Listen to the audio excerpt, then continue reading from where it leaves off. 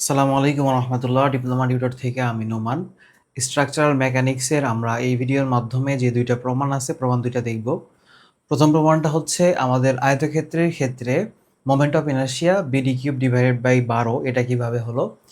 তো দেখো, এটা একটা আমাদের আয়তক্ষেত্র। তো এই আয়তক্ষেত্রের প্রস্থ হচ্ছে বি এবং গভীরতা হচ্ছে ডি। এখানে আমরা দুইটা সেকশন নিয়েছি, একটা এক্স এক্স সেকশন আর একটা ওয়াই ওয়াই সেকশন, ঠিক আছে। তো এই যে এক্স এক্স সেকশন থেকে ওয়াই দূরত্বে একটা ক্ষুদ্র ফালি বিবেচনা করছি আমরা, সেটাকে আমরা ডি ওয়াই ধরে নিছি এখানে। ওকে, আচ্ছা। এখন আসো, আয়তক্ষেত্রের মোমেন্ট অফ ইনার্শিয়া। মনে করি একটি আয়তক্ষেত্রের প্রস্থ বি, গভীরতা ডি। তাহলে প্রস্থ বি এবং গভীরতা হচ্ছে এখানে ডি। এরপরে এক্স অক্ষ হতে ওয়াই দূরত্বে একটি ক্ষুদ্র ফালি কল্পনা করি, যেটা আমি বললাম। এটা এক্স অক্ষ, এখান থেকে ওয়াই দূরত্বে একটা ক্ষুদ্র ফালি আমরা এখানে কল্পনা করেছি, যার ক্ষেত্রফল D A is equal to D Y into B. অর্থাৎ দৈর্ঘ্য গুণন প্রস্থ, দেখো এইটুকুর প্রস্থ যদি বি হয় তাহলে এইটুকু কত, বি হবে, এবং এটার গভীরতা কত এখানে ডি ওয়াই। এই জন্য আমরা ক্ষেত্রফল কি পাবো, D A is equal to D Y into B. এরপরে ক্ষুদ্র ক্ষেত্রফলের মোমেন্ট অফ ইনার্শিয়া। ক্ষুদ্র ক্ষেত্রফলের মোমেন্ট অফ ইনার্শিয়া কি, ডি এ, এটার সাথে আবার আমাদের দূরত্বটা গুণ করতে হয়। এই দেখো এখানে বিডি ওয়াই, নর্মালি আমরা কি করবো, এটা বি ডি ওয়াই সাজাই লিখলে এরকম হবে। তো এই যে বিডি ওয়াই এর সাথে দূরত্ব, ধরো এখানে ক্ষেত্রফল যেটা আমি যেটা গত ক্লাসে বলছিলাম যে বলের সাথে দুইবার যদি দূরত্ব গুণ করা হয় তাহলে কি পাওয়া যায়, মোমেন্ট অফ ইনার্শিয়া পাওয়া যায়। আর এখানে যেহেতু আমাদের বল যায়, ক্ষেত্রফলকে আমরা বল হিসেবে এখানে চিনতেছি বা জানতেছি, এজন্য ক্ষেত্রফলের সাথে দূরত্বের বর্গ করে দেওয়া হয়েছে। দূরত্বের বর্গ এখানে স্কোয়ার না, ওয়াই স্কোয়ার, এটা কি ওয়াই স্কোয়ার। এই যে দূরত্ব এক্স অক্ষ থেকে এটার পর্যন্ত দূরত্ব হচ্ছে ওয়াই, এই জন্য ওয়াই এর উপরে স্কোয়ার, ঠিক আছে। তাহলে দূরত্বের বর্গ, ক্ষেত্রফল ইন্টু দূরত্বের বর্গ, মোমেন্ট অফ ইনার্শিয়া। তাইলে এটা কি হলো, একটা ক্ষুদ্র ফালির মোমেন্ট অফ ইনার্শিয়া আমরা এখানে পাইলাম। তো ক্ষুদ্র ফালির মোমেন্ট অফ ইনার্শিয়ার সাপেক্ষে যদি আমরা টোটাল সেকশনের মোমেন্ট অফ ইনার্শিয়া বের করতে চাই, তাহলে আমাদেরকে এখানে ইন্টিগ্রেশন করতে হবে। তা এই জন্য আমরা দেখো এখানে কি করছি, এখানে যেটা আছে সেটাকে ইন্টিগ্রেশন করে দিছি এবং টোটাল মানে সম্পূর্ণ ক্ষেত্রের মোমেন্ট অফ ইনার্শিয়াকে ধরে নিছি আমরা আই অফ এক্স, ঠিক আছে, আই এক্স। এই জন্য দেখো এখানে দুইটা লিমিট কাজ করবে। তো টোটাল সেকশনের ভর কেন্দ্র কোথায়, এখানে না, এখানে কিন্তু। তাইলে এখানে হচ্ছে আমার, ধরো যদি আমি জিরো জিরো ধরি, এটা জিরো বিন্দু যদি হয়, আমার জিরো জিরো অক্ষ যদি হয়, তাইলে জিরো অক্ষের নিচে যখন নামে তখন মাইনাস হয়, উপরে গেলে কি হয়, প্লাস হয়, তাই না। তাইলে দেখো এই অক্ষের আমরা জানি যে আয়তক্ষেত্রের ক্ষেত্রে ভর কেন্দ্র থাকে হচ্ছে অর্ধেকে। তাহলে টোটাল দূরত্ব যদি ডি হয় তাহলে এক্স অক্ষ থেকে উপরে থাকবে ডি বাই টু, নিচে থাকবে ডি বাই টু, যেমন এখানে লেখো ডি বাই টু লিখছি আমরা। তাইলে নিচে হলে মাইনাস, উপরে হলে কি প্লাস, ঠিক আছে। এই জন্য দেখো আমাদের লিমিটটা এই জিরো থেকে শুরু করে নিয়ে, অর্থাৎ মাইনাস থেকে শুরু করে নিয়ে প্লাস পর্যন্ত লিমিট, এটা লোয়ার লিমিট এবং আপার লিমিট। মাইনাসটা হচ্ছে লোয়ার লিমিট আর প্লাসটা হচ্ছে আপার লিমিট। এই জন্য দেখো ইন্ডিকেশনের সময় আমরা লোয়ার লিমিটের জায়গায় মাইনাস ডি বাই টু করছি এবং আপার লিমিটের জায়গায় plus D divide by two করছি, ঠিক আছে। আচ্ছা, এর মধ্যে দেখো এই বিটা কি কনস্ট্যান্ট, ডি এর সাথে আছে কে ওয়াই, তার মানে ওয়াই এর সাথে এটা ইন্টিগ্রেশন হবে, সূত্র পড়বে, কিন্তু বিটা কনস্ট্যান্ট, এই জন্য বিকে আমরা বাইরে বের করে নিছি। ইন্টিগ্রেশনের যা ছিল তাই আছে। এখানে দেখো এই যে ওয়াই স্কোয়ারটা এখানে আসলো, ডি ওয়াইটা এখানে আসলো। এখন এই যে ওয়াই স্কোয়ার, এটা কোন সূত্র মনে পড়ে তোমাদের, X to the power N D X, integration of x to the power N D X. আমরা যখন ভরকেন্দ্রের প্রমাণগুলো করছিলাম তখন কিন্তু এই সূত্র আমাদের ছিল, integration of x to the power N is equal to x to the power N plus one divided by N plus one. আশা করি এটা সবার এখন মুখস্থ হয়ে যাওয়ার কথা, মানে অনেকবারই এটা আসতেছে, ম্যাথে তো করে আসছোই, যাই হোক। আচ্ছা, তাহলে এরপরে দেখো এখানে আমরা কি করলাম, এই যে সূত্রটা, এই যে এক্স, এক্স এর উপরে পাওয়ার কত, এন প্লাস ওয়ান, তাহলে এন এর মান আছে টু, দুইয়ের সাথে এক যোগ করলে কত হবে, তিন, মানে এক লাইন এখানে শর্ট করা হয়েছে আর কি। তাহলে টু প্লাস ওয়ান করলে থ্রি, নিচেও টু প্লাস ওয়ান থ্রি, ঠিক আছে। এখন আপার লিমিট মান বসাবো এবং লোয়ার লিমিট মান বসাবো, কিন্তু এই যে ডিভাইডেড বাই থ্রিটা আছে, এই থ্রিকে আমরা বাইরে বের করে দিতে পারি, যেহেতু এটা কনস্ট্যান্ট। ওইটা তো আমার লিমিট বসবে না, লিমিট বসবে হচ্ছে চলকে, আর এখানে চলককে ওয়াই, আমার এখানে চলক। এই জন্য এই থ্রিটাকে আমি বাইরে বের করে দিয়ে বি ডিভাইডেড বাই থ্রি এখানে করছি। এখন ভিতরে ওয়াইয়ের জায়গায় এখন একবার বসলো upper limit D divided by two, এর উপরে কিউব, আরেকবার lower limit minus D divided by two cube. এবং জানো তোমরা যে আপার লিমিট এবং লোয়ার লিমিটের মধ্যে পার্থক্য করা হয় মাইনাস দিয়ে, তাই না। মানে সম্পর্ক করা হয় মাইনাস দিয়ে, এজন্য আপার লিমিট মাইনাস লোয়ার লিমিট। এখন এই লোয়ার লিমিটের মধ্যে মাইনাস আছে, এখানেও মাইনাস, এবার এর উপরের পাওয়ারটা আবার বিজোড়। পাওয়ার যদি মাইনাসের পাওয়ার যদি কখনো জোড় সংখ্যা হয় তাহলে সেটা তো প্লাস হয়ে যায়, কিন্তু বিজোড় সংখ্যা যদি পাওয়ার থাকে তাহলে সেটা কি হয়, মাইনাসই থাকে। তাহলে এই মাইনাস মাইনাস গুণ করলে এখানে কি হয়ে যাবে, প্লাস হয়ে যাবে। তাহলে ডি কিউব ডিভাইডেড বাই 8, টুর উপরে যদি তুমি কিউব করো, টুর উপরে কিউব করলে 8 হবে, মাইনাস মাইনাসে plus D divided by D cube divided by 2 এর উপর কিউব করলে 8, ঠিক আছে। আচ্ছা, এখন বি ডিভাইডেড বাই 3 থাকলো, দেখো এখানে D cube divided by 8 plus D cube divided by 8, তাহলে দুইটা ডি কিউব ডিভাইডেড বাই 8 আছে, তাহলে আমরা এটা লিখতে পারি 2 into D cube divided by 8। তাহলে এই 2 দ্বারা যদি তুমি এই 8কে কাটো তাহলে থাকবে কি 4। এটা কিন্তু এই কাটাকাটির পরে যেই 4টা আসতেছে সেই 4, ঠিক আছে, কাটাকাটির পরে যেই 4টা আসতেছে সেই 4। আচ্ছা, তাহলে এই 4 আর এই 3, 3 4 12, আর উপরে থাকলো বি, এখানে ডি কিউব। তাহলে আমরা যে আয়তক্ষেত্রের ক্ষেত্রে সূত্র কি লিখছিলাম, I X is equal to B D cube divided by 12, প্রমাণিত হয়ে গেল। বুঝতে পারছো, খুবই সহজ একটা প্রমাণ, এবং এটা পরীক্ষাতে আসে, এটা পরীক্ষাতে আসে। আচ্ছা দেখো, এরপরে আমরা এই যে 2 নম্বর যে প্রমাণটা আছে, ত্রিভুজের ক্ষেত্রে ভরকেন্দ্রগামী অক্ষের সাপেক্ষে আনুভূমিক অক্ষের সাপেক্ষে মোমেন্ট অফ ইনার্শিয়া, এটা এখন দেখব। তাহলে দেখো, ত্রিভুজের ক্ষেত্রে মোমেন্ট অফ ইনার্শিয়া, ত্রিভুজের ক্ষেত্রে দুইটা মোমেন্ট অফ ইনার্শিয়া বের করতে হয় একটা প্রমাণ করতে গেলেই। সেটা হচ্ছে, তুমি যদি ভরকেন্দ্রগামী অক্ষের সাপেক্ষে মোমেন্ট অফ ইনার্শিয়া বের করতে চাও, তাহলে মাস্ট বি তোমাকে এর ভূমির সাপেক্ষে আগে মোমেন্ট অফ ইনার্শিয়াটা বের করে নিতে হবে, মানে প্রমাণের ক্ষেত্রে, ঠিক আছে। তো এখানে দেখো, এটা হচ্ছে আমাদের একটা ত্রিভুজ, যেটা এ বি সি ত্রিভুজ। এই ত্রিভুজের ভূমি হচ্ছে বি, উচ্চতা হচ্ছে এইচ, এবং আমি ভূমি হতে ওয়াই দূরত্বে, কই থেকে দেখো, আমরা কিন্তু আয়তক্ষেত্রের ক্ষেত্রে ভরকেন্দ্র থেকে ওয়াই দূরত্বে ক্ষুদ্রফালি বিবেচনা করেছিলাম, কিন্তু এই ক্ষেত্রে আমাদের বিবেচনা করতে হবে ভূমি হতে। তাহলে ভূমিটা হচ্ছে এ বি, এই ভূমি হতে ওয়াই দূরত্বে একটা ক্ষুদ্রফালি ডিওয়াই আমরা এখানে বিবেচনা করছি, এবং এই যে ক্ষুদ্রফালির প্রস্থ যেটা হবে সেটা তো আর আয়তক্ষেত্রের মতো হবে না, আয়তক্ষেত্রের প্রস্থ যা ক্ষুদ্রফালির প্রস্থ তাই হয়, কিন্তু এটার ক্ষেত্রে কিন্তু ডিফারেন্ট, কারণ এটার প্রস্থ যা হবে এটা তার থেকে আলাদা হবে অবশ্যই, মাস্ট বি, তাই না। তো এই জন্য আমাদের এই যে ক্ষুদ্রফালি যে প্রস্থ সেটাকে আমরা ধরছি কি এস, এটা কি ধরছি, এস ধরছি।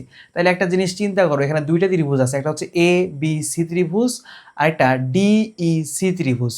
দুইটা ত্রিভুজেরই বাহুদ্বয়ের অনুপাত হচ্ছে সমান, বা এগুলোকে সর্বসম ত্রিভুজ বলা হয়, যেটা আমরা ইতিমধ্যে আবার একবার দেখে আসছি। তাইলে দেখো, ত্রিভুজ এ বি সি সর্বসম ত্রিভুজ CDE, A B C সর্বসম CDE. তাইলে ত্রিভুজ এ বি সিতে আমাদের বাহু আছে এইচ এবং বা উচ্চতা আছে এইচ এবং প্রস্থ আছে, ভূমি আছে বি, তাহলে এইচ ডিভাইডেড বাই বি। আর এটার ক্ষেত্রে আমাদের উচ্চতা কত হবে বলো তো, এখান থেকে ধরো এতটুকু কত হবে বলো, এইটুকু হচ্ছে ওয়াই, এইটুকু হচ্ছে এইচ। তাহলে আমি এইচ থেকে যদি ওয়াই বাদ দিই তাহলে এইটুকু উচ্চতা পেয়ে যাচ্ছি না, আমি দূরত্ব পেয়ে যাচ্ছি অবশ্যই। তো এই জন্য দেখো আমরা কি করছি, এখানে এই যে আমাদের যে এই ত্রিভুজের হাইট আছে সেটা হচ্ছে এইচ মাইনাস ওয়াই, আর এটার ভূমি যেটা আছে সেটা হচ্ছে এস, ঠিক আছে। তো এখান থেকে আমরা কিন্তু মানে এস এর মানটা এই পাশে পার করে নিব, এসটা এই পাশে পার করলে গুণ হয়ে যাবে, আর এইচটা গুণ ছিল ভাগ হয়ে যাবে, বিটা ভাগ ছিল এই পাশে গিয়ে গুণ হয়ে যাবে, এস এর মানটা পেয়ে গেলাম। তো এস এর মান যখন আমরা পেয়ে যাব তখন তো আমাদের ক্ষেত্রফল বের করা সহজ হয়ে গেল, মানে ক্ষুদ্রফালির আর কি, তাই না। আমরা ক্ষুদ্রফালির ক্ষেত্রে কিন্তু এই যে দৈর্ঘ্য গুণের প্রস্থ গুণ করে দিলেই হয়ে যায়, বা প্রস্থ গুণন উচ্চতা এখানে গুণ করলেই আমাদের এখানে হয়ে যাবে। আচ্ছা, এখন দেখো এখানে কি বলছি, যে যে জিনিসগুলো আমি বললাম সেগুলোই লেখা আছে এখানে।